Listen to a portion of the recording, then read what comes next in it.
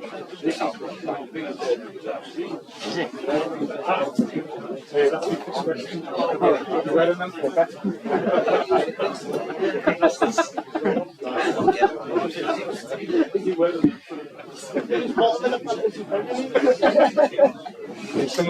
Good evening, ladies and gentlemen. Welcome to Foxes this evening to our first fans forum since our promotion to League One. Thank you very much.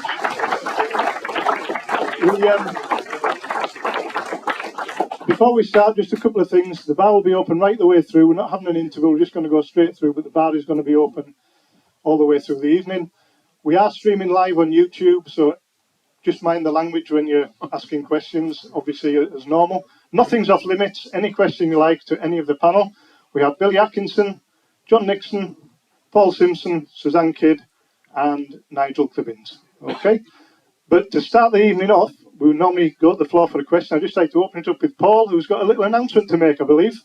Yeah, I've just found out this myself, so it's quite interesting. We've just announced that we've managed to get the deal done for Alfie McCalmont. So,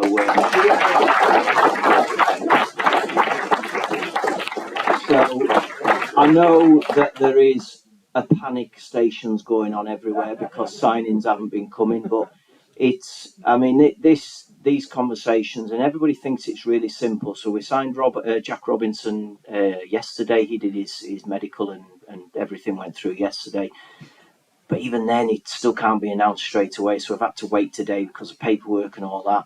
So we've been talking to Robbo and his agent and Middlesbrough since probably before the final, to be honest with you. Alfie's has taken time. So please understand that there's lots going on, but they don't just happen with a click of the fingers because there's all sorts of things need to be sorted out. So I'm really pleased we've got the two of them. I think they're two young, hungry footballers who've got so much development to do. And what we want to do is make this the stage for them to go on this next part of their development. We benefit from it, they benefit from it, and hopefully it helps the football club move forward. There we go. Right, we'll open it up to the floor. If you want to ask a question, put your hand up. I'll come with the microphone. Wait till you get the microphone and we'll carry it on from there. Okay, so who wants to kick us off with the first question? Here we go. Do you think with the players we've got at the moment, which are a lot of young players, that the camaraderie is there and they're hungry for that the next season stepping up to League One? I know that come the end of the season there were. I'll be honest with you, I haven't seen them yet because they're back in tomorrow. It's the first day back tomorrow, so I'll see what they're like. We've got work to do before the season starts in terms of getting the group that I want to get together. There's been players who I felt needed to leave. There's players gone who I didn't want to leave. I'll be perfectly honest with you. But that's the nature of football. We have to just accept it. I'm not a person who believes in spitting my dummy out and stamping my feet. You've just got to accept it. You've just got to move on. So I think we will get a group that will be hungry to do well in League One football, just like the group last year were hungry to do well in League Two football. And I'm really looking forward to the challenge that we've got ahead. I think last week when we came in here and done it, how many of the room were in for the fixture launch, but that's when it becomes real, when you see who we're facing and you see those games, and that's when it becomes exciting. And I think we've got to do everything to make it a brilliant season ahead. Next question, anybody? Come on, there must be hundreds. Here we go. Hello, Paul. Just wondered, any progress with Feeney and Patrick on the contract front? None. No. That's the honest truth. Omari Patrick, I'm not expecting. He's told me that he wants to move on. Again, I have to respect that. We made him a very good offer, 2-year contract. He's chosen to go. I don't know, he's a strange one because he's talking about he's not happy playing as a forward, as a striker. He wanted me to guarantee that I would play him as a winger, and I can't because I'm not guaranteeing that I'm going to play with wingers. I've said this to every single player that we sign. I'm fairly solid in my thoughts about how it looks at the back with a goalkeeper, with 3 centre backs and 2 wing backs. But those 5 in front, I'm quite easy. That I can change. We can either change to start a game, I can change in game. So sometimes I'll go with in terms of my numbers, I have 4. I call it a 4 who sits and 2 8s who play ahead of him. Sometimes I'll play 2 4s and a number 10 ahead of him. Sometimes I'll play 2 in there and a 7, 11 and a 9. I won't guarantee them that, and he wanted me to. And I asked the question, have you got a club that will guarantee you're going to play as a winger? And he said no, but he wants to go. So that's Amari. On Morgan, he's told me that he believes that there's interest from other teams that he wanted to explore, and we've been talking to Morgan since last summer. We had a year's option on Morgs in his contract, and he was asking for too much that I was prepared to pay last year when we were a League Two side. He said, and then it got to a point where he said, I want to explore and see if I can get an options at League One level, which I respect. So he did that over the season. We then gave him an option at League One level with a really, really generous contract offer. He's decided he wants to see what else there is.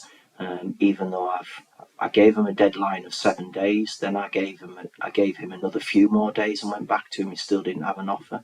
I then went away on holiday and I came back. So we're talking probably another 10 days after that, and he still didn't have an offer. As far as I'm aware, he still hasn't signed anywhere, but from what I'm hearing, but the fact I'm not hearing anything tells me that he doesn't want to come back. So we've got other things that we've got going on in terms of central defenders, and I'm exploring those, and hopefully we'll get 1, possibly 2 of those over the line. One at the back here, Paul. Mansfield have just announced that they're doing digital advertising around the side of the pitches. Is it something that we could potentially be looking into? Yes, it is. Around March time, I made contact with some guys I know at Exeter City. For those who kind of follow finances of clubs, Exeter are a bit similar to us. They have they're wholly fan owned, and they're self-funding as well, so they have to pay for everything that they do out of their own income, a bit like us. So I contacted them to see what their arrangements were, and I spoke to the people who put their package together for their ad boards. So I've got a quote sat on my desk to do that, all ready to go, subject to finding some funding from somewhere. So that'll just sit there until such time as there's some funding available. At the current time, there isn't any. So that's just one of the kind of things that we kind of sit and we're ready to go with. And hopefully in the future we'll be able to do that. But yes, we have looked at it, but it's a funding issue at the moment, so we can't pursue that just yet. Any more questions? Simon, have you got a couple that come online?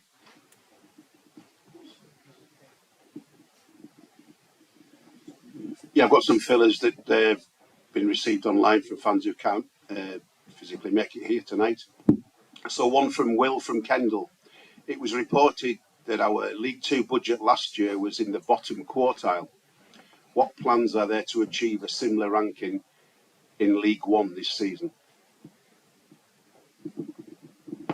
Yeah, I think it's a matter of public record that that's where we were in the division last season. I think I've said it quite openly.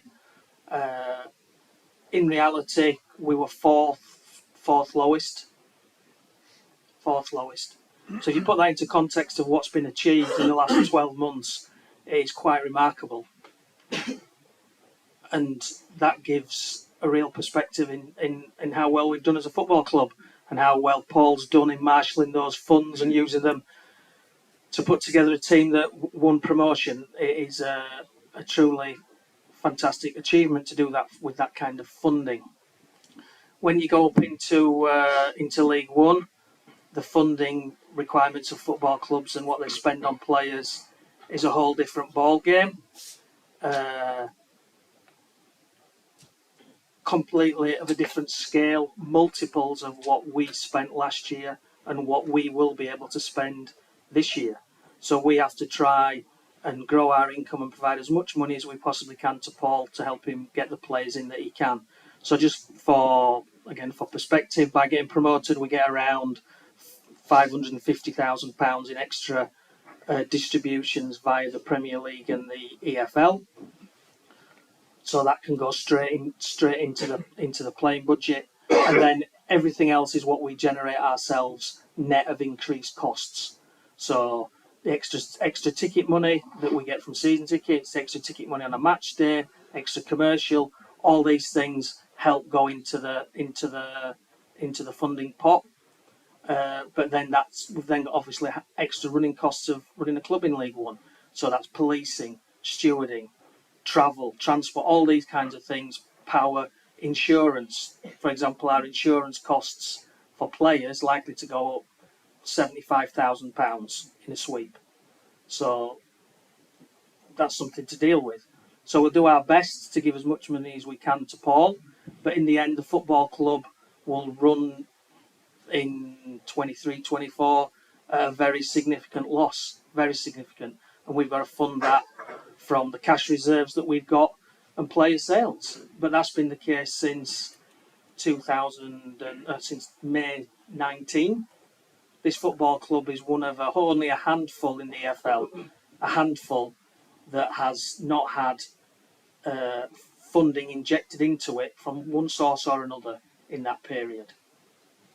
So to be where we are, to achieve what we've achieved, and to have some cash in the bank and ready to go again, is a great testament to everybody at this football club. But it does show that we need the support of everybody.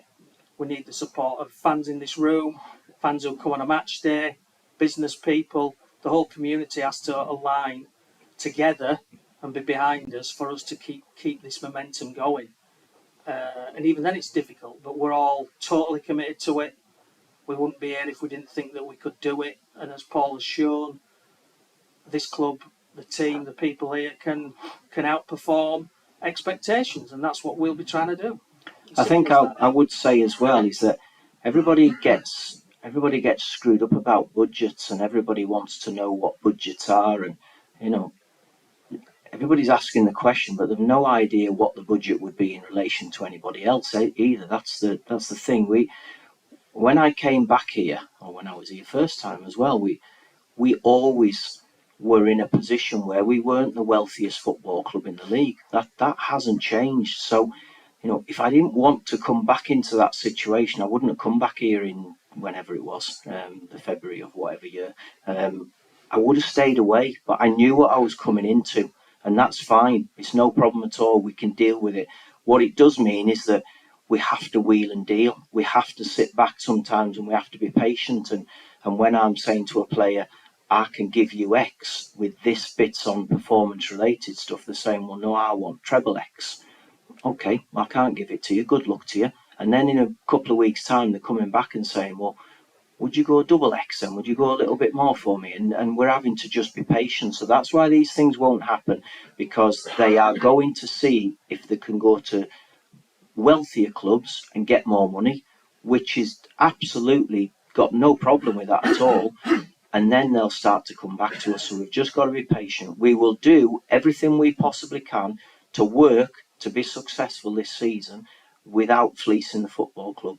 Because what I've said is that I don't want a situation in, I don't know whenever people will run me out of town, but when it comes to the point that I get run out of town, I don't want people saying, well, what a clown he was, he's fleeced the football club, we now got a problem. I don't want to do that. I want to try and be successful within the means of what we've got, and it just means we've got to work a bit harder to try and get deals done. It means that we've got to go to our contacts, which we've all got. The people in this football club have got good contacts that we can go and say, this is a good place to come to us. You help us with the wages, which last year we had Leeds United helped us, Palace helped us, Forest helped us, Stockport County helped us, which they're probably regretting a little bit now. But all of these clubs helped us, and we're really thankful for it. So we've just got to keep going again and hope that we get a little bit of help along the way this year. And also we get a little bit of luck with the signings that we make, and we'll keep trying to do it until we get to the end of this August window. But we'll do everything we possibly can to put a group of players out there that makes you lot want to come back, which so far you've been brilliant. Next question, anybody? Oh, hang on.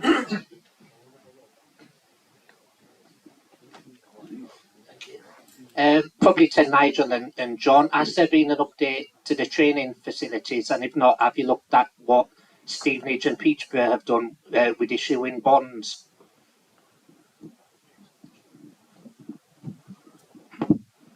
Yeah, I can talk to that one, Richard. Training facilities. We continue to look for them. We continue to try and be creative in what we can do. But it's tough, and it goes back to what Paul says. We got to be we got to look at contacts and try to do things in creative ways. In terms of progress, the main effort at the moment is going into sorting out the extra pitch at the back of the Pioneer stand, which is progressing well. And I spoke to Dave Mitchell yesterday, and he said that he hopes to put some grass seed in it there this month. So hopefully that'll again help with the facilities and push that further forward within a couple of months. So that's good. But in terms of more radical stuff, a proper training facility, that remains some way off. Looking at bonds, etc. Yes, I've been following very closely these bonds. They've been going around for a while. They started off at Norwich with an outfit called Tifosi, and they used it to develop a training ground. And then Bolton have done one, and QPR have done one. They and Peterborough have been looking at it as well. What they are is loans from fans. So what is it's the football club going to the fans and saying, can you give us some of your money so we can spend it on this football club? Now, for those, every club's different. For those, it then goes to, it's like taking the money, but they're loans. You've got to pay them back. So then it becomes a question of what's going to pay these loans back. And in most cases, for those clubs, it's promises around promotion to the Premier League. So that's what Norwich did. Get to the Premier League and we'll pay it back and we'll give you a bonus of interest. So what you get is not only fans investing, but you get institutions investing as well. People from all kinds of walks of life, not necessarily interested in football, they just see that they can earn 8% interest and it becomes a financial deal. Will that work at this club? I'm not too sure. If I came to you and said, we've got a great proposition here, lend us some money and we're going to spend it on X, Y, and Z, I'm not sure whether in the current circumstances that idea would fly, to be honest, with the uncertainty that we have around the rest of the club over its long-term future, succession, all that kind of stuff. You have to have stability in your ownership for a long period because these bonds last quite a while. So, yeah, they're interesting, but I don't think they'd probably work for us at this time, Richard. In other circumstances, perhaps, but for us, I don't quite see it. Any more questions? I'll go here first. Just right on with POP at the moment. Have we made any progress? Have we made any progress with the POP repayments? We've got them to the table.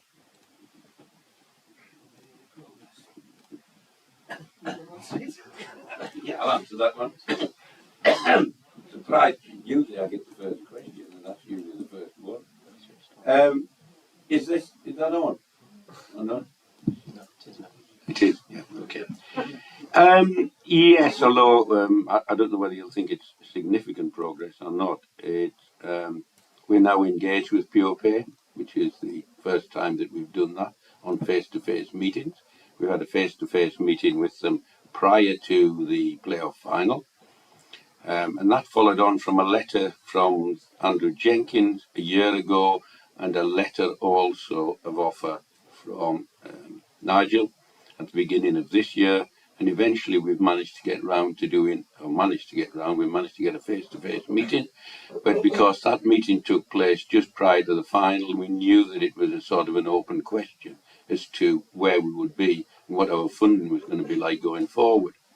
Having got that, we've been in contact with them since, and I'm hoping that we're going to be able to move forward. But it is not an easy one. It's not an easy one from their point of view. It's not an easy one from our point of view, because we've got slightly different points of view. We've also had an update on the legal position, for example, of Philip Day in relation to this loan that was put in originally from EWM, then was novated by the administrator from EWM to PurePay.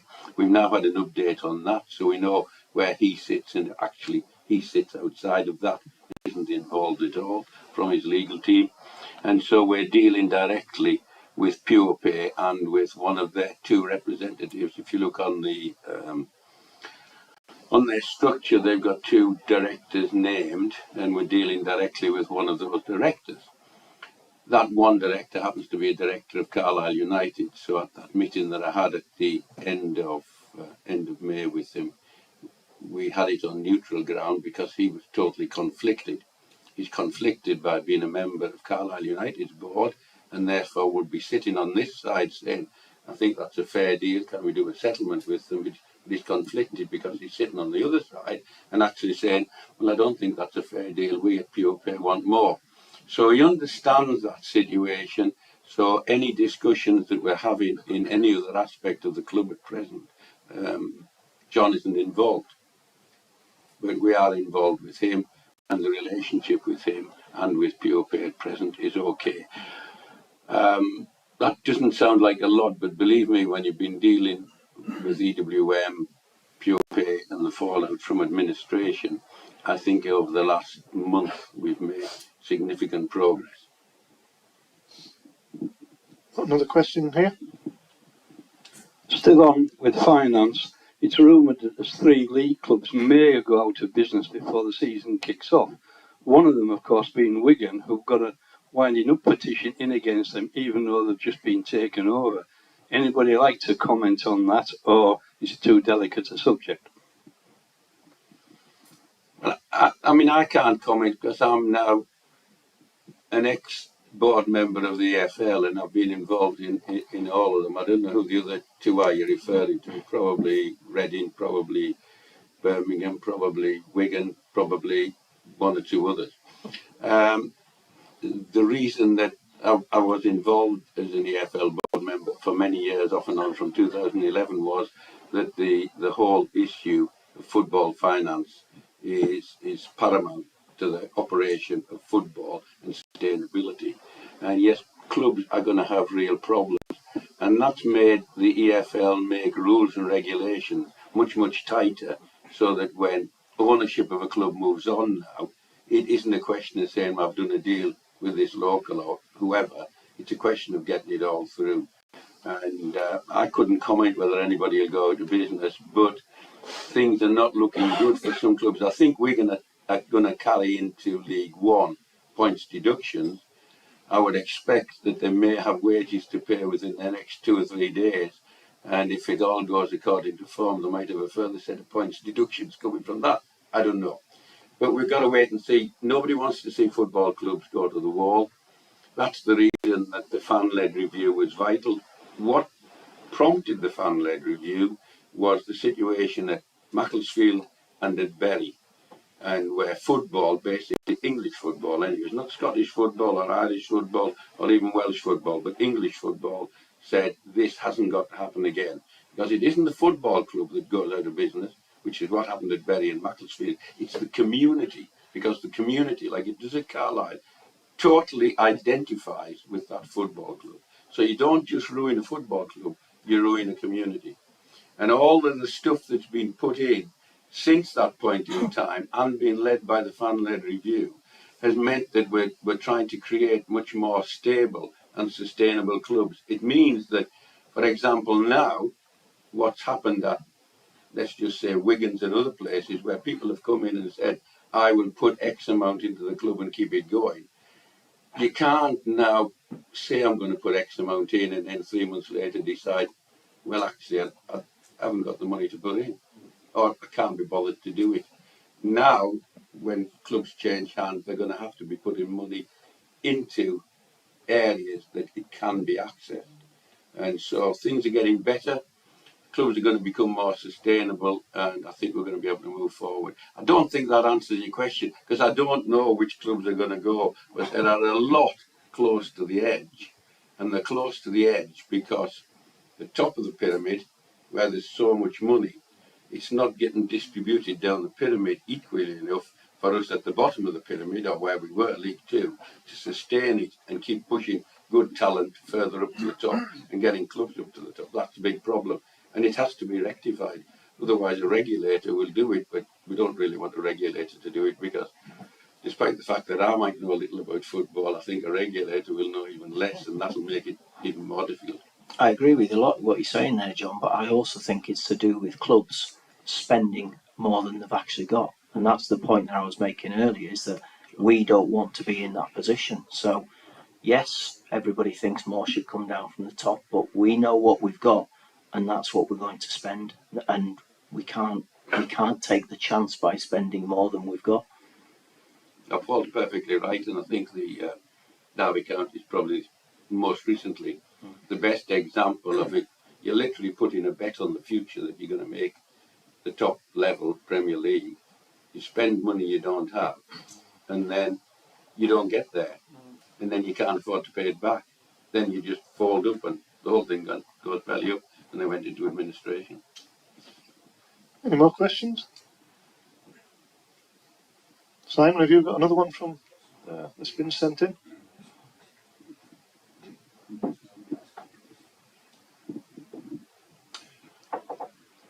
Yeah, a question from a fan online. We've seen, particularly towards the end of the season, that the club's got a really widespread fan base. What do the panel think could be done to try and harness fans who live outside the city, in particular West Cumbria and South Cumbria? For example, could some smaller type local forums be held to engage with these fans? Yeah, I think that's a great idea. I've been in contact with some fans who are based out in Kendal, for example, and they've been looking to get another branch, a supporters club branch out there. And I've already said to them that once they're up and running, we'll go over and we'll have a forum there. So yes, things like that are great. I think what we have to try and do as a football club is make the whole match day experience as best as it can be. So we're trying our best to make the experience last longer. So get people to come down from earlier on in the day, maybe even stay afterwards to enjoy as much of the day as they can, not just the 90 minutes on the pitch. We understand that this is a big county, and we'll do all we can to get more fans in. Yeah, we've been to West Cumbria, but it's some years ago, and done a forum pretty similar to this, and I think that worked quite well. But I think it's not a bad idea to fan out if you can. We've also, I can recall, but I'm digging into the annals of my memory. I can recall actually arranging with buses to come in from places like Appleby and things like that. And that goes back into the 2005 to 2010, in that period, to try and bring people in and make it easier for them, so that there was a limited amount they had to pay on a bus fare and get it back again. But it's all logistics and needs looking at. Any more? Can I just say on the match day experience, I think we should give the club great credit for what they started to do last year, and has grown massively outside. I mean, you could see even in bad weather, the fan zone outside was still really well. I don't know, lots of people there, but I think we need to do more of that. We need, as Nigel said, people need to come earlier, because it's a lot of money if you're coming from a long way for 90 minutes. If you can come for a full afternoon or late morning and afternoon, it's great. I mean, I think the catering's far superior to what we've had for a long time. The fan zone's brilliant. I think there's other areas around the ground that could be expanded into, finance allowable. But I think we need to give credit to the people in the club that's worked so hard to improve the match day experience over the last year. Any more questions? Must be some more. Yeah, hang on a sec. Excuse me, sorry. The fan zone is one of the best ideas I've seen outside, with getting people down early, as you say. But in the middle of January, December, when it's lagging down, people aren't going to come down, are they? So you need some cover or something. Could somebody just sponsor a cover to put over it, or because people aren't going to come down, they're going to spend the money in pubs uptown or the Beehive or wherever. So you need something done for the bad weather. Yeah, I think it's a fair point.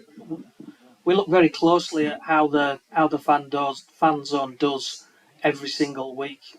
I think we had two washout games last season in the fan zone where they were completely washed out with the rain. All the other games, the fan zone thrived. So we'll see how we go next season. But last season it was quite rare. Maybe we got off lucky. Your point about the roof in winter is a fair one, but again, it always comes down to me to come up with the tough messages. It's about money. It is about money, and we've got lots and lots of projects that we'd like to do that we have to prioritise. So from where we sit now, it's okay. What we're doing is we're trying to make it bigger. So we're spending money on a new container, more seating, so that we can generate more cash. And we're going to look at other options. Top of the list, probably, is then maybe ad boards, as we talked about. As I say, we've kind of looked at that. We've got pressures to deliver on training facilities. Every time we have this discussion, somebody puts their hand up and says Warwick Road toilets. So I'll say Warwick Road toilets. The list is very long. So sadly, we've got to prioritise. That comes down to us, and we've got to make some tough choices. And at the moment, the tough choice is that we think with the cash that we have available, a roof for 1 or 2, 3 or 4 games a season isn't the best use of our resources. When it does happen, we've got all the bars and all the capacity inside as well. So it is a bit of a trade-off. It's not ideal, and these are the compromises that we have to try and make. And sadly, I'd like to do all of these things, but we can't do them all. So sometimes it takes a bit longer, and we can't do as much as fans would like. But we do understand, honestly. We do understand. And as soon as we can, that's the sort of thing we'd look to do. And finally, if anybody wants to come and build one, just come and they can ring me anytime. They can text me or tweet me now, and I'll speak to them straight away. Got one just here. Paul, what's the difference for the players and for yourself in playing in League One to playing in League Two? For the players, it's more money. It's obviously a step up in opposition, and some of the clubs who are in there, I haven't actually counted, but I'm quite sure there's quite a number of ex-Premier League clubs in there. So there's a step up in the opposition. There's an increase in certainly, hopefully, the home games, but there'll be increased crowds that they're playing in front of in the away fixtures. I just think it's a brilliant challenge. I really do. I think it's a great thing to look forward to. It's certainly not something that we have got any fear about. It's a case of just going and throwing ourselves into it and giving it our best shot. I think she wants another one as well. Hang on, Paul. Oh. No, it's just about the style of football. Will we notice the difference in how it's played? I don't honestly think so. No, I don't. I mean, I think in League Two there was quite a varied styles of football. There was teams who tried to. I think when you come into pre-season, most teams have watched a major championship. This year probably a bit different because the World Cup was in December. But everybody watches internationals and think, oh, let's play out from the back and let's have 6 passes before we get out of our own 6-yard box, and everybody tries it for the first couple of games and gets spanked a couple of times and then say, "Nah, sod that, let's go direct." So we might not see that this year, but I think at this level there will be teams who want to play. They want to play out from the back. And last year there was many occasions where we, what I call, set the trap when teams want to play out, so we can go and encourage them to go and do it, so we can go and nick it off them higher up the pitch and give ourselves a better, quicker opportunity to score or to have a goal scoring opportunity. This year, I think teams may be a little bit better at it than they were in League Two, so that'll be a challenge for us. That gives me and the staff a challenge around how we set up, how we go about it. I still believe that we're going to be a front foot team that goes to try and win the ball high, and probably take a bit of a risk. And I have this thing about sort of 5 seconds of madness. You lose it, you go 5 seconds to try and win it back as quick as you can. If it's not in 5 seconds, then you might have to just drop off a little bit and go back into a bit more of a solid shape. That will not change for us. That's how I want to play. We probably have to accept, because the step up in level will maybe beat our press more times than it did last year, but that's a challenge I'm willing to take, and hope that we can be successful in winning the ball as high the pitch as possible. I think there's a one just here, I think. We want to make the atmosphere as good as we can in the Warwick, obviously. Is there any way we could get, like, the roof sorted? I know it gets said a lot, but the roof sorted in any way to make the acoustics better?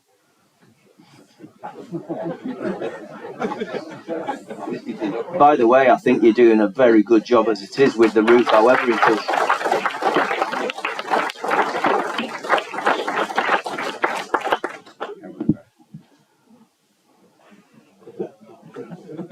I think what I'd say here is, you've already done a fantastic job. We've had lots of talks. I've been to see you with your paintbrush, and when there was more on you than there was on the railings. But what a great job! And we've been crying out. I personally believe that this club's kind of lost a generation. The time that we've kind of been in League Two, trying to get out of it, and then initially falling into it, has been a long time. So there's lots of young people, boys and girls, who've grown up in this city, who haven't experienced what we've had last season. They weren't around for the last time that Paul was here, working miracles. So to see you guys back and doing that and making the commitment, it's absolutely fantastic. We've been trying ways to try and get people to do that, and in the end, it comes from here. It comes from yourself, and to see that is brilliant. We'll do anything that we can possibly do to help.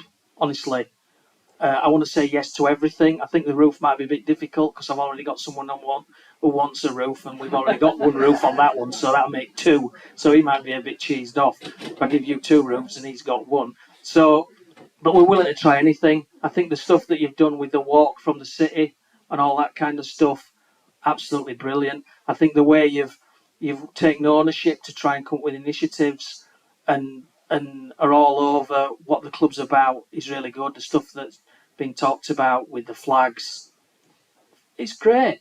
It's great. We want that to continue, and you've got my commitment that we'll do everything we possibly can to help you do what you think will make it better. One thing I would like to say as well, because I'm connected with this, is often young fans looking to create atmosphere get a bad rap. They're the first people who are pointed out to by the authorities as being leery, etc. These guys have tried to do things responsibly. When we've had issues in the Warwick with missiles and vapes and flares and all that kind of stuff, they've been the first ones to stand up and say, that's not what we're about. We want an atmosphere, but we want to do it right. So that is really great. And so thank you.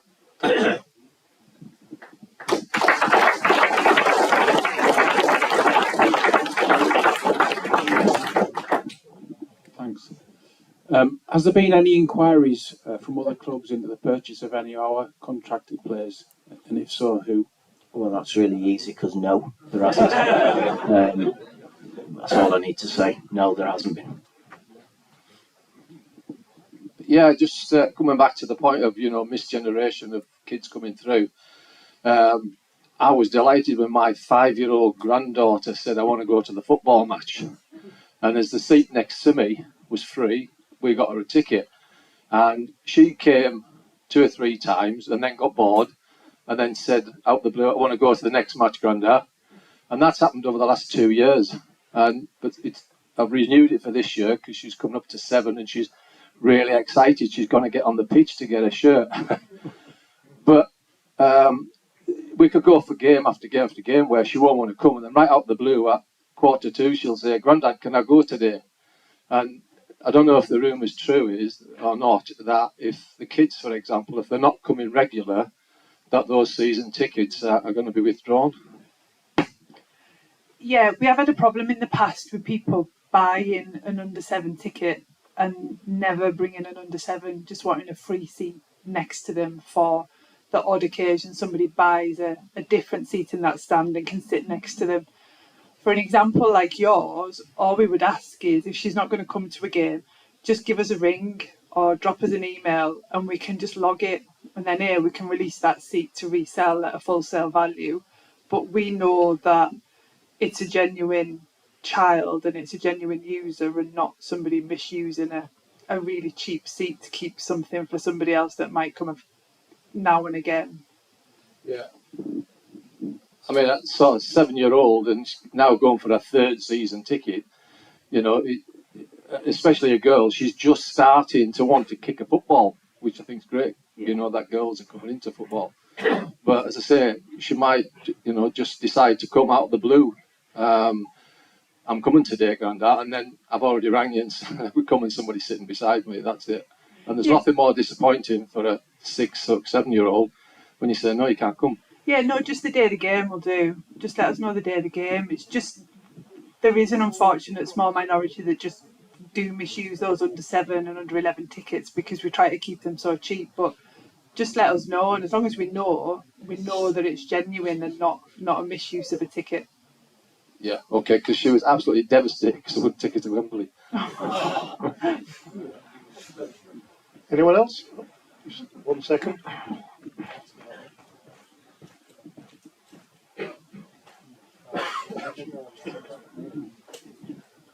I'm just wondering when Simo's getting his statue built. No, save the money. Save the money for a player. Let's do that. I don't know if just something I do want to bring up as well. I don't know if this particular person's in the room. To be honest, I put myself on a media blackout when I got done by the FA for my foolish comments about a referee. So I don't actually know what came out because I didn't bother reading anything.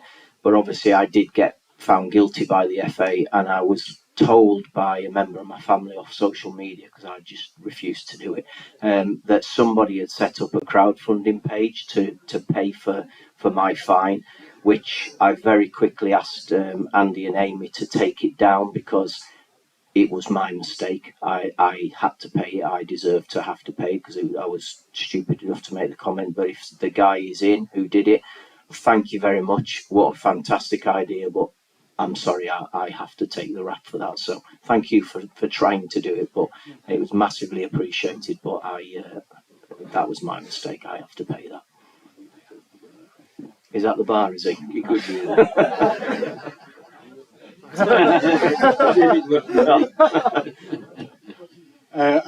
If nobody's come knocking for any of our players, we took some new contracts down. I'm thinking Mox 5-year deal.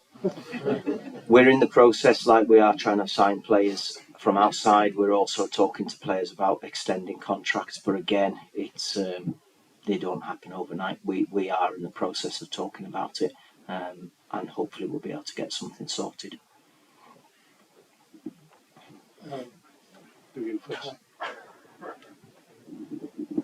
Just another sort of quick one. Who was responsible for the bonkers away kit? I'm just going to say a couple of words here before Suzanne takes the credit. takes the credit. Before the kit came out, I was getting before it started getting sets on sale, and it was public within the club. I was getting emails saying, Who's responsible for that kit? so it's kind of changed now. So now we know where it is. We're happy to say who's responsible for the kit, aren't we? Can I just ask if it's unique then within the EFL? I don't think I've seen anything else quite like it. I think both of the kits. Listen, I wouldn't have chosen that. I'll be really honest. But I think both of the kits are absolutely fantastic. I think the quality of them is outstanding from Umbro. But I also think the design is.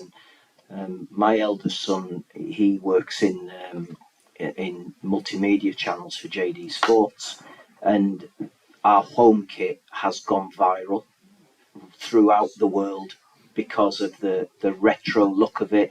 And on some platform that he was looking at, I saw him in London last week, he was saying that has been voted, the home kit has been voted the top kit for the summer. So I think the designs are really smart. I remember going back to a forum, one of the forums we did last year. The big complaint was the colour of the record sales kit that went out last season. So we've gone back to what the supporters wanted. Maybe not the design, but I think it looks absolutely brilliant. And credit to everybody, credit to the fans for coming out and buying it, because the sales in the shop have been incredible. And let's hope it continues. I think it's worth just Suzanne giving a bit of an update on where we are with the kit, because it is off the scale. So I just want to give a few numbers. Yeah, so as of this afternoon, we've sold almost 3,000 shirts in the adult and junior sizes. And if we look at the same period last year, because I love a number, it was just 905. So the uptake has been phenomenal. So we're really pleased. I know Steph's got a reorder in for those that haven't been fortunate enough to get their hands on one. There should be some more in, hopefully, before the first league game. So it'd be great to see the stand full of fruit salads and bus seats. If we don't win a cup, we might win a Turner Prize. Yeah, we'll take anything. Just got one other. Yeah, footballing question, slightly tongue-in-cheek. There is a team in Division 2 who seem to have the jinx on us. They're the evil eye. We don't seem to be able to beat them. I thought we got away from them, but lo and behold, we've now got them this season in 2 competitions. Any comments or any thoughts of how we might beat them this time? Well, I always have this view that you can't carry on losing against teams. At some point, it's got to change. I've got to be honest, I wasn't very happy when I saw the draw for both competitions. But no, it's a great game to look forward to. And just like every game, we're going to go and try and win. We're going to go and try and win there. It's as simple as that. And it's going to be a tough game. I'm quite sure of that, because they've got something. They have had something over us. I'm just glad it's a bit different. I always remember the first time when I was here, and we had our doctor, Doc Howarth, and he used to come in on a Friday morning when we were travelling away from home. And I used to come in and say, "Oh, morning, Doc." I come in from training and say, "Hi, Doc, you all right? Ready for the journey?" He'd be like, "Oh, I'm not looking forward to this one." And he used to say it every day, every away trip. And I said to him once, I just said, "Right, Doc, you're going to have to shut your mouth now, because we're the only team that's got 91 bogey teams, according to you." So thankfully it's just Harrogate at the moment, and hopefully we can get rid of that one as well. Any more? Any more questions? Simon, have you got any more that's been sent in?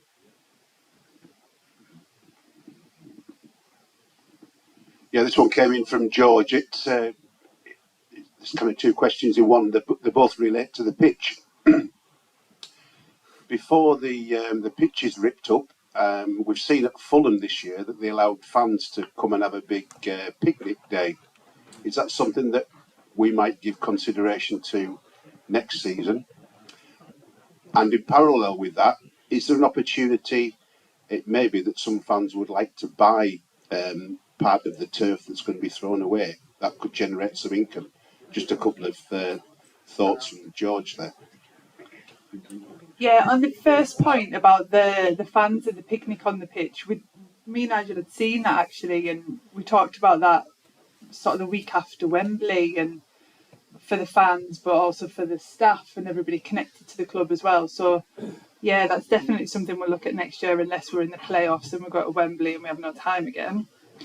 And the digging up of the pitch bits, yeah, we're not adverse to the idea. I think it had all just got shunted back this year into such a small time frame that there wasn't really opportunity to do anything. I think by the time we all got back to the office, the grass had all gone after Wembley. So, yeah, it's not something we're adverse to. We maybe just need a little time for planning it, and we just didn't have time this year. But both of them things are something we can put on the list to look at as we move through this season. I think the other thing as well, and I might be wrong in saying this, we probably need David in here to clarify this one, but I don't think the pitch is actually scooped up as a pitch, is it? I think it's just killed, so it's not like you can have a square of turf off it. It just kills it, and I don't know what the machine is, but they just basically take the top couple of inches off it, get all of the rubbish away, and then they topsoil it and reseed it. So it's not a case of you could buy a slice of turf. It just does. It's not the way that it goes, is my understanding of it. Yeah, but I think he said that bits could be kind of carved off if we did look to do that. You can have my technical area, that might get a new bit then, because this thing's worn out. Any more questions? Oh, here we go. Yeah, I just wondered for Paul what the Wembley experience was like. Paul, you'd obviously lost a few before this time round. I'd forgotten about them. Presumably it was a bit more enjoyable. It was absolutely magnificent.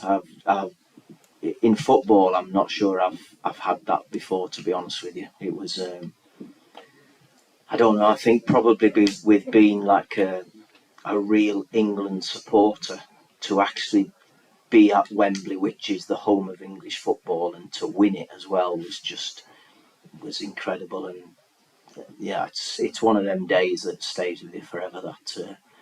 That feeling at the end. I think it's like a relief more than anything as well, and just to be able to stand back, because I don't know whether I ever did or whether it's just as I've got older, but I'm not for really going mad celebrating, but just to stand back and watch everybody, see the players and see all you lot as well in the crowd there. Everybody who stayed behind was just absolutely brilliant, and it's definitely something that'll stay with me for a long, long time, until the next one, hopefully. Any more? Another one.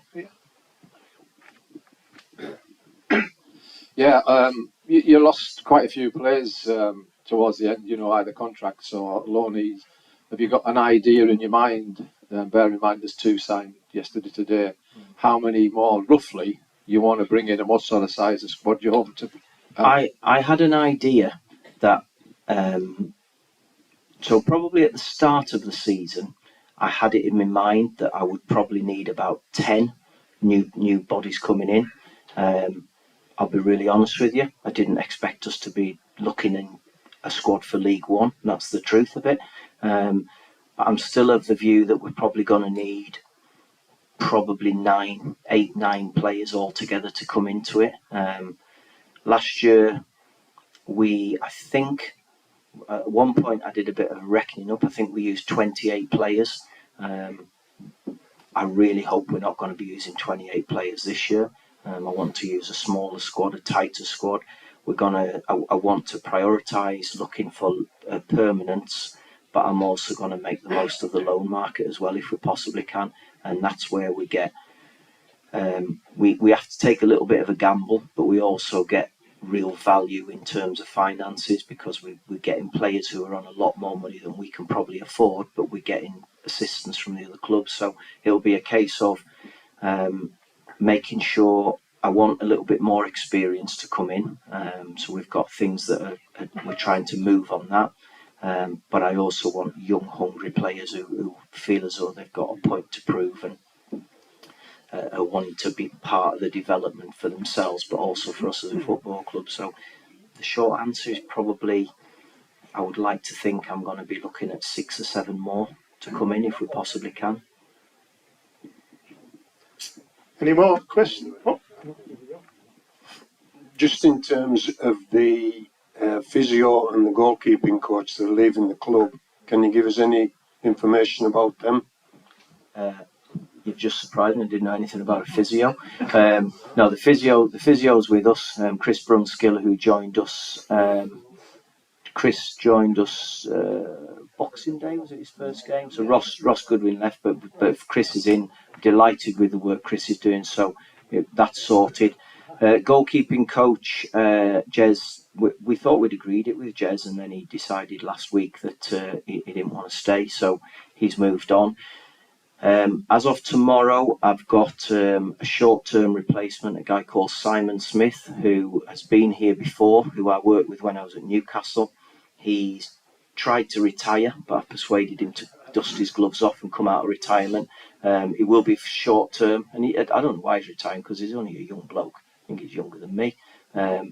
So he's going to come in for a short-term. I do have a replacement who's coming in who has to work his notice. Who I'm really pleased with. So in the short term, I've got a really good goalkeeping coach to come in and work with the keepers, and then in the long term, I'm also really pleased with what I've got. So it's taken care of.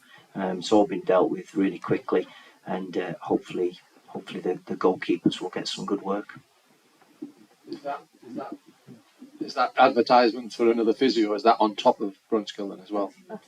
Oh, that's for an intern. Sorry, that's just an intern to come in who's sort of just to support Chris in the medical department. Last year we had 2 medical interns come in for about 2 months. We had 2 interns who worked in the analysis department. One was with us for pre-season before he went back to university on the sports science, and then we had another one who stayed with us probably up until about maybe the end of March, and then he got himself a job. So we tried to do it to give us an extra pair of hands, but also to try and help people in their development for their own careers. And it's a bit of a twofold thing. We get to use them for our roles, and also they're benefiting from working in a professional sport environment, which isn't easy. So we're hoping to get a physio. We're also hoping to get another intern in the analysis department to help on that, and then possibly another one to work on the sports science as well. Any more questions? Sorry. Just on the season ticket sales, I would imagine same as the shirts, you're very happy with where you are on the season ticket sales? Yeah, I've got more numbers for you.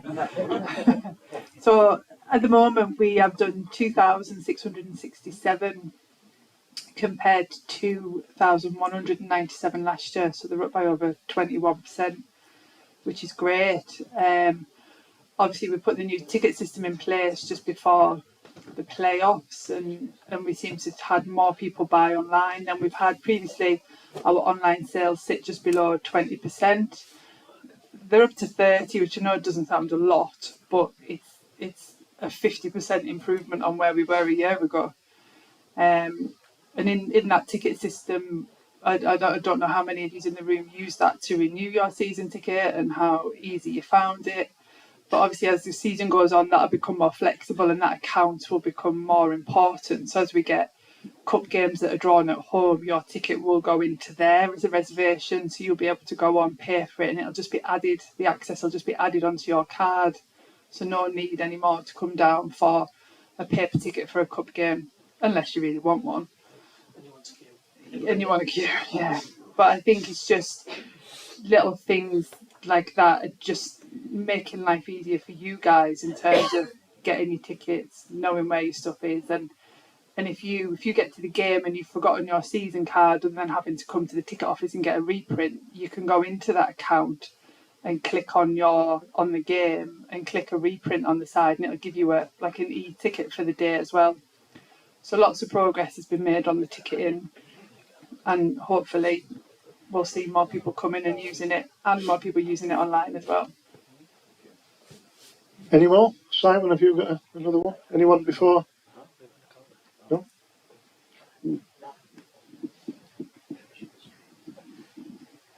Yeah, it's actually one from me. It was a bit of a white elephant last season, hamstring injuries. At the last forum, there was some talk about whether there's any correlation with lots of long away journeys and sitting long time on buses.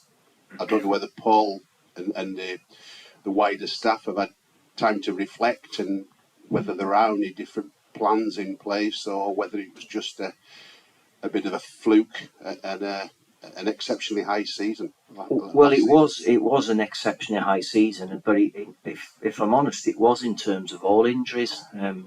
Nigel just mentioned earlier about the increase in the insurance. We absolutely smashed it last year in terms of what we needed to get done. We had a high amount of hamstring injuries. We had a shoulder surgery. We had a wrist surgery on a goalkeeper. We had ankle surgery. We had one ACL injury, but we also had two ACLs that were still being rehabbed. So we had a shocking time with injuries last year, and I wasn't prepared to just put it down to bad luck. So we have looked into it. Chris, the physio, did a bit of research into it. And in terms of comparing ourselves with everybody else, there was over the whole of European football, there was something like a 38% increase in hamstring injuries alone. So it was something that was going on all over Europe. Being a selfish git, I was only really bothered about us, and we had to try and find a way. We've looked at the travel, we are still looking into it as to whether or not it's feasible to be able to travel on trains to get there. To get there for games. The difficulty we have is getting back on a train because the last train out of Euston, I think, is 6:30 on a Saturday. So that gives us a real problem to get back to the station to travel back on it. So we're looking at we're trying to weigh up the benefit of going down on a train, because we did do it. Was it for Sutton? Sutton. We went on the train for Sutton for the last game of the season, and the players felt the benefit, even though the performance didn't actually show it. So there was a benefit to it physically, but we then have to balance it out with, again, getting down to the nitty gritty stuff. It's the cost of it, because it's quite expensive to do that. So we have to balance out what's the right thing for us, because even if we go down on the train, we still have to have the coach to travel down to meet us at the station to then bring us back after the game. So we're having it's an extra expense on top of what we're doing. So we're looking at it. We're speaking, I'm saying we, Sarah's speaking with Avanti about it and trying to work out what's the best way. And we're going to continue to do it. And if we believe it's the right thing, we will try to do it, and just hope that we don't have the number of injuries that we had last year in the same season. And one of the things Chris brought up when he did his research into it, they expect in a normal football season to have, I think it was something like 6 hamstring incidents, so 6 injuries related to a hamstring, and I think we were at 8 or 9, so we weren't massively over, but it still felt like we had loads because they just seemed to all be at once. And we had periods where we had, I think it was, did it go down to about 65% of player availability at times, and then we had a spell where we got it back up to 80, 90, and then amazingly we had a 100% availability for Wembley. I don't know how that worked. Yeah, Paul's called it great. It is important that we try and find these extra gains. We need to get as many of our players available to play on the pitch as we possibly can. If you look at kind of rough history, we on average have lost around 17% of available minutes season on season. So pretty stable. Last season we lost 25% of our available minutes to injury, so up 50%. And so when you're running a tight squad and you need everybody to perform, if you're losing 25% of your squad to injury before you even start, that's over the whole season on average, it is a big drain. So we've got to look at ways to try and get that lower. There's no point in having players sat on the treatment table. So travel is important, and there's no doubt about if we can reduce the stresses and strains of travelling the long distances we do, wherever that might be, and that might be only half a dozen games, we're going to try and do it. The other thing that we're going to do as well, we've looked at how we monitor the players, how we're tracking the players, so that is what sort of screening we give for them on we'll call it a match day -2, but basically on a Monday morning after a Saturday. So we're doing screenings on them on match day +2, where we're going to do a little battery of tests to screen them to see where they are in terms of their flexibility, to see where they are in terms of their fatigue, how they've slept, all of those sorts of things. So we're going to do a little bit more screening. So there's going to be a bit more structure to the match day +2 session that we do, and it will be a case of we're going to have to monitor them a bit closely. So we'll monitor where they are in terms of their soreness, in terms of their flexibility, and it may have to be a case of that they sit out part of the session, and we're looking to improve on our performance department. That's something over time that we will be changing and will be improving, and that will help in terms of the monitoring, and hopefully by being able to do that and being able to maybe pick up any red flags that we've got on certain players, that they've got less flexibility in their left hamstring compared to their right, compared to what their normal will, because we'll have some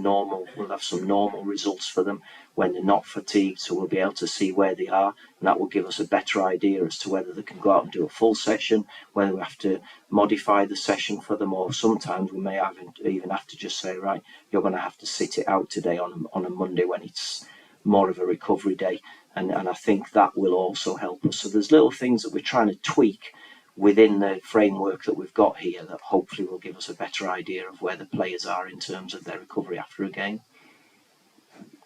Any more questions? Hang on a sec. Let's do it full length, wouldn't it? Is there any plan for the waterworks next season, or just like play it by ear, game by game kind of thing? Yeah, we're gonna. Don't give it to away fans. Don't give it to away fans. No. We've got no plans to give it to the away fans at this point. That's me get out jail card for it at this point. No, seriously, we'd love to be able to have the waterworks open and full with Carlisle United fans at every single game. So that's the challenge to you guys. If you don't want the away fans to have it, let's fill it with Carlisle fans. So there you go. It's great. I've been here 7 years, and this season was the first time we'd had it open to our fans, and wow, it was brilliant. It was brilliant. So let's try and keep that going. I'm sure it was a positive effect on the players, the atmosphere, and it made for a great occasion. So let's keep it going, and it'd be great to see it packed with fans every week. Any more? I think Simon's got a couple at the back that's been sent in. Any more before I run up the back? Just to Paul, the last time you took us up to Tier 3 and you left to Preston, there was a comment that said you felt that you took the club as far as you could. Now, you're here this season. How far do you think you can take this club? Well, firstly, I can't actually remember what I did last week, but I don't ever remember saying I felt as though I took the club as far as it could go. I think somebody else must have said that, because that's not something. The whole circumstances were totally different in 2006 in terms of my my contractual situation here, but also my own personal stage of my career. I'm at a different stage now. I'm at a different stage contractually. I'm at a different stage in my own development in my career of where I think I'm going to go and where I actually want to go. And I can tell you, this is where I want to be. I came back here and myself and Jackie made a commitment to move back to the area because we wanted to move back here for a long time. And I honestly don't know where we can go. I don't know where this club can go. My aim this season is to show that we deserve to be in League One. That's the first thing. When I came back here 16, 17 months ago, that was my first aim, to get there. And then once you get there, you then readdress it and you see what's going on. This year, I've already done my chart. Nigel's done my chart that's gone on my notice board. And I know what points total I want to get to first. And as soon as we can get there, then we'll start looking at the next line. I think it's red, green, blue, yellow or whatever, gold at the top. My aim is to get to as many points as we possibly can, as quick as we can, and then who knows where we can go after that. Just a question to you then, where do you think this football club can go? Champions League. What are you drinking? Get 24 of them for the players tomorrow. I've been quite critical of the club for many years, so I was quite pleased to be in League One. Personally, I think that's where we should be. But again, you mentioned that our budget was fourth lowest in League Two. There's quite a lot of good teams in League One that spend money, and they're probably going to need to spend a fair bit, so it probably need a bit of restructure with the club or to get a lot more income and player sales, whatever. So I'm quite contented with League One, but I would absolutely love to watch Carlisle United in the Championship, but that's me. Yeah, I think we're all there. I think that's what everybody would want to do. I think you have to aspire to get there, don't you? You've got to have those sort of aspirations to be successful, and that's where we all are. That's what we want to get to. Got another one over here. After hearing about Paul's chart, we know where the inspiration for the second shirt came from now, don't we? Do you think the difference between the 13 and 4 tier has changed since we were last in tier 3? And one of the slightly different question, going up to tier 3, does that mean there's got to be any changes to the ground, the way it has to be when you go in the Championship? And lastly, do you think we'll see, this is not for Paul, do you think there's going to be any difference in officials, standard of officials? I'll answer the last bit. The officials are the same for one. Be careful, be careful. No, they're brilliant for 1 and 2, and that'll be the same for this season. In terms of facilities, no, there's no discernible difference between League One and League Two. It's very similar requirements and nothing to do really. When we get into the new TV deal, it changes a bit. So if you're in League One, there's four cameras, which is different to what you get if you're in League Two. But that's about it. So nothing really. And what was the third? Has it changed? It's a football question. I'm out. I don't know, because I just disappeared, didn't I? So I didn't do League One last time. I think what's happened is that the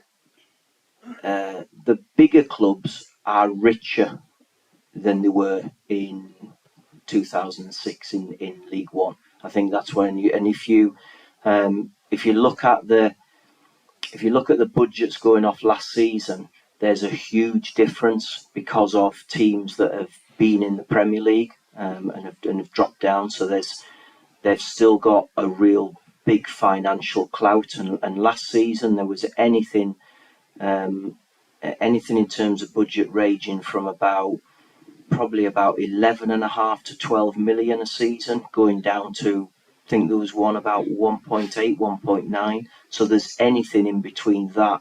There was probably think there was 3 or 4 that were between 9 and 12, and there was 6 or 7 who were between 9 and 5.5 or whatever. So there's such a massive gulf between the different teams, and I think that's the big difference. I don't think it was that noticeable in 2006, and I do think that's because of the money that's these clubs have benefited from by being in the Premier League, and then unfortunately falling by the wayside.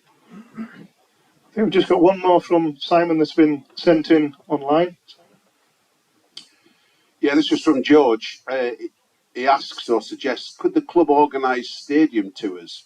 Fans would really like to see behind the scenes, and it could also generate some revenue. In the past, when we've had open days, and certainly up until COVID, one of the pre-season routines was to have a sort of a fun day and an open day, and that incorporated stadium tours. On a match day on a Saturday, we do stadium tours for sponsors and things like that, and we'll probably get about 30 or 40 people going round, if not more. So we do that. They go and see Paul and go into dressing rooms and the like. I think during the week and normal times, it's hard to give tours round.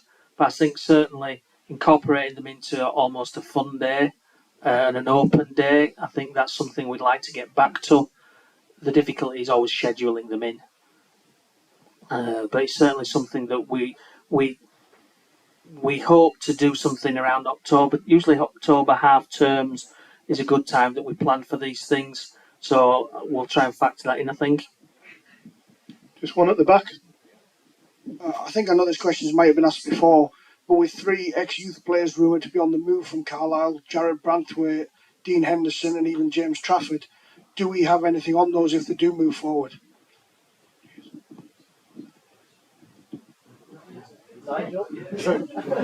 You can take that one if you want.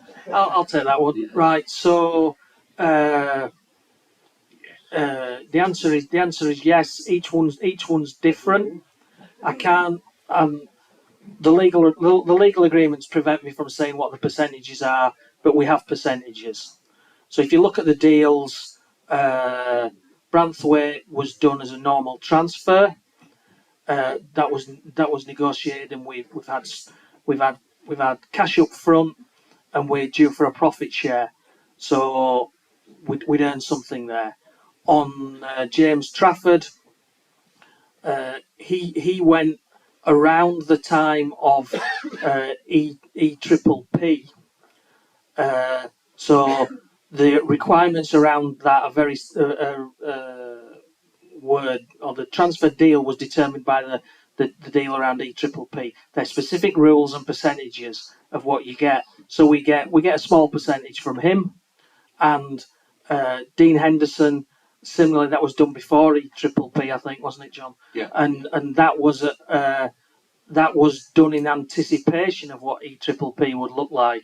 So there's a small percentage there. I think there's a couple of things to note. These other than probably Jared, the cash that we could earn from those from the 2 goalkeeper deals is not going to be transformational for this club. I've said that before about Henderson. It's not going to be transformational. Even at big double-digit millions, that's not going to help us too much. It's be welcome, and it'll help with the transfer budgets and things like that. But it's not going to give us a mountain of cash to do everything that we've talked about. It might help us go somewhere to solve some problems, but it's not going to solve them on their own.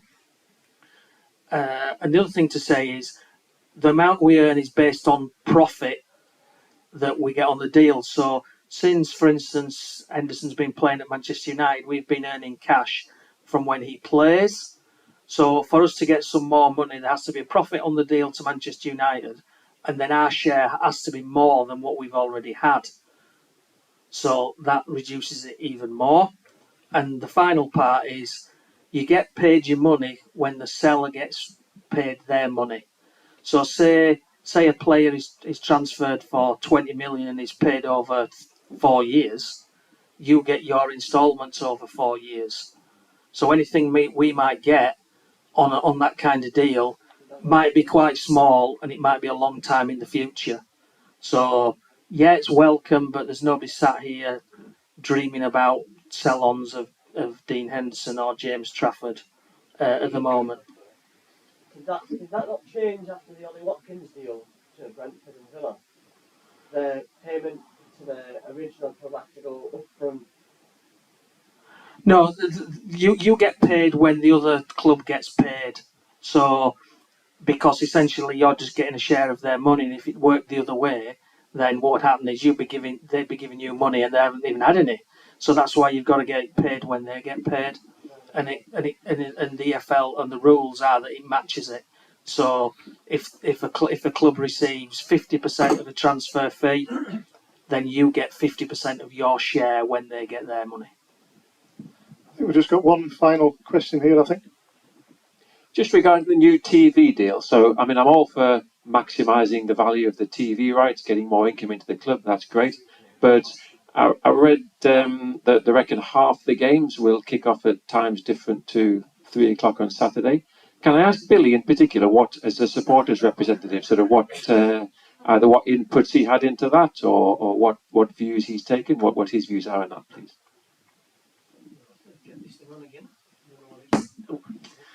Absolutely no input into it. It's basically, this is a deal done at EFL level, and I'm sure Mr. Nixon here had plenty to say on the subject. The deal is done at that level, and we have to live with it. We'd all prefer everything to kick off at 3 o'clock. We don't want to be here at 11:30 for a 1 o'clock kick-off and all that sort of thing. But it's the economic facts of life.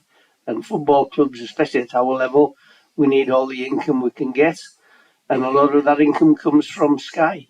So that's where we are. But I think John could probably tell you more about it than me. Well, probably, yes. I mean, I can't remember the full detail of it. But in League One and League Two, there will be some differences, but not significant differences.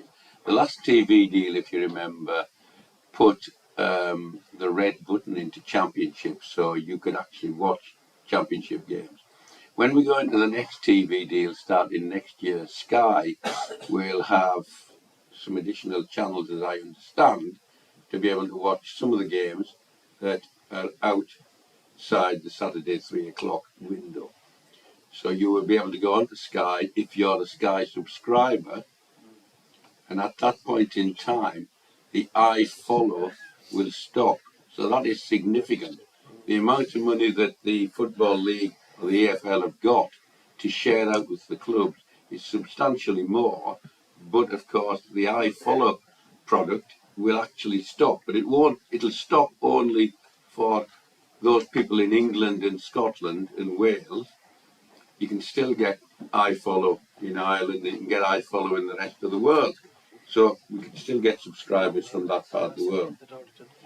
And what it means is that some of the games, not significant amounts in League One and League Two, but League One more than League Two, at each weekend will probably, I think it's just something like 4 games in total over the weekend.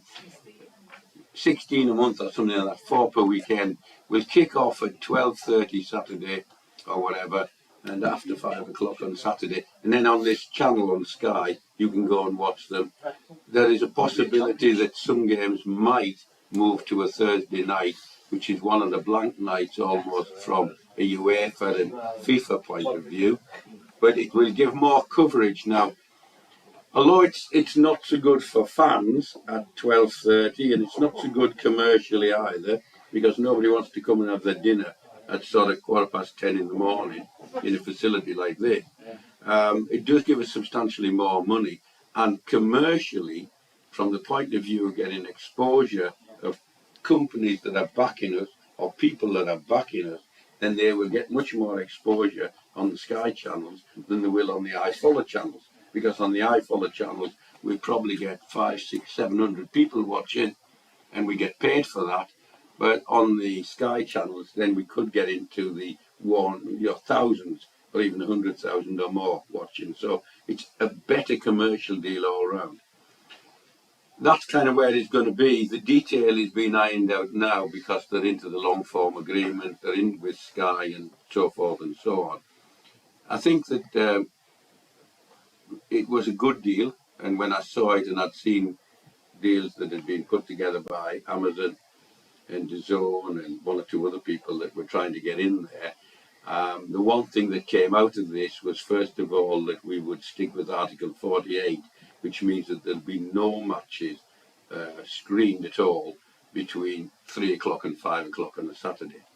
Now, we could have taken the route of saying, well, we'll go down and we can abandon Article 48 and vote for that, and then try and compete with Premier League and others and show our games at that point in time. But that might have had a disastrous effect, particularly from fans' point of view. And a lot of fans, in the depth of winter at this part of the world, when it's wet and windy, and you're thinking, should I go out? No, I could sit and watch it on Sky at 3 in the afternoon, may have stayed at home.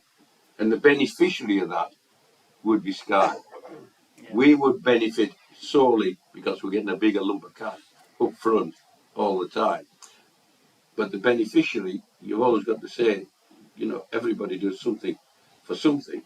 And Sky going for this deal and giving us more money for each individual club, which is brilliant. But at the end of the day, I am sure that Sky will expect to get more subscribers going through their channels, because now that means that they'll get people who are going to watch football that would have been paid to watch the iFollow. So, potentially at a club like Carlisle, they might pick up another 300 or 400 people subscribing on the Sky channels because they want to watch Carlisle on either a weeknight, or they can watch them at 12 o'clock or 5 o'clock on a Sunday or a Saturday or whatever. So it's kind of swings and roundabouts. John, I don't know if they've talked about it, but the Now card, you can watch Sky Sports on the Now card, and you can buy it for 1 month, or you can buy it for 1 week or whatever. I mean, is that part of the... It'll be part of whatever Sky's doing. I mean, I don't know what they're commercially going to do. I mean, I think the big thing was that there was a hope, and I go back to really the time I've been on the board. There was a hope that the deal for TV might be done with the deal with the Premier League, because it's a package of football in England over basically 4 divisions. We weren't ready for that. We were probably more ready than they were. And then when you're selling football either domestically or internationally, it's much better if you can sell the full package and you know what's going on. That isn't the case. So the EFL has had to go out and do a deal. And in a marketplace that it is at present, to get a substantial increase that they've got, I think they did a fantastic deal at the end of the day. They did play one well against the other, and Sky have proved that they've got a good product. I think the other thing that's come out of it is, even if we'd stayed in League Two, we would have ended up with 2 cameras and on each game, whereas iFollow is just a single camera. When we're going into League One, we'll have work put in this year to go to 4 cameras, so the product that you will get on Sky will be substantially better. It means also that, although I don't think there's any change in the regulations, the lux level of our lights to get UHD on TV will mean that we have to be above the level all the way through. I know in the past, and I'm going back to the time when I was doing Nigel's job, we sailed close to the wind with our floodlights. And we used to have to, a man walks about with a light meter on his head and gets 850 places on the pitch. And, you'd see that we were moving lights about and putting them in all over the place just to get over the level. We're going to have to work on that in the future to make sure that we get the product going out. That's another one for the list. Thank you. Ladies and gentlemen, we've just about run out of time. Before we finish, I'd just like to let you know that we've raised over £900 on the raffle, which absolutely excellent